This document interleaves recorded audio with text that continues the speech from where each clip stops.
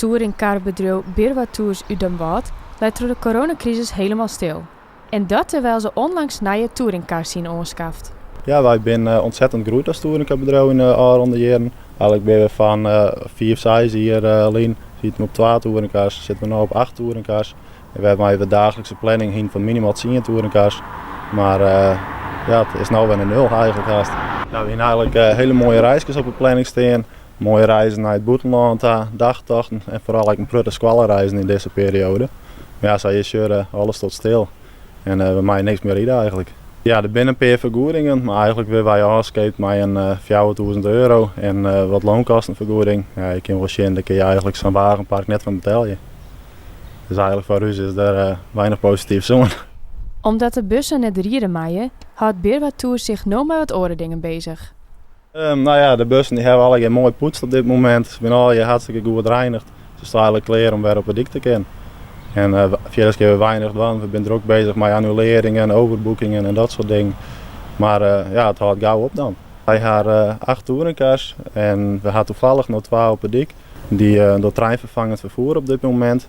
En die vervoeren tussen Asten en Grens reizigers. Omdat die natuurlijk met de maatregelen alle keer op elkaar zitten moeten. En met 12 mensen in een bus moeten we die mensen vervoeren. Maar verder staat alles stil. Ook in deze sector wordt neigtig door aanpassingen vanwege de Eurometer-samenleving.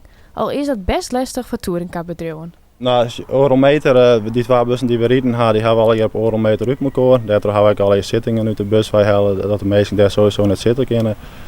Alles is aanzetten met linten en ze we in de gangpaden van de bussen dan leiden en waar ze zitten kunnen. Maar verder, ja, we hebben gewoon uitdacht hoe schermen en dat soort dingen, maar als er te weinig duidelijkheid over is, ja, dan dwalen we direct nog net op te investeren. Wij zijn eigenlijk in de toekomst voor ons met de Eurometermaatschappij. Nee, omdat de mensen net de prijs zullen betalen voor de per persoonsprijs wordt te hoog.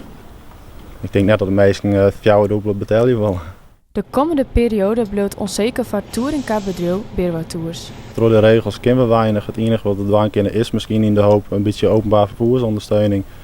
Maar verder is alles net en schoolprotocol zeggen dat ze net reizigen of uitstapjes maaien. Dus dan bloot er weinig hoor.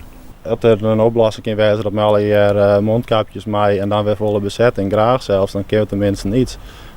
Dan zie ik het best wel voor me en dan zie ik gewoon een toekomstbeeld. Maar ja, het is gewoon te onduidelijk alle jaar.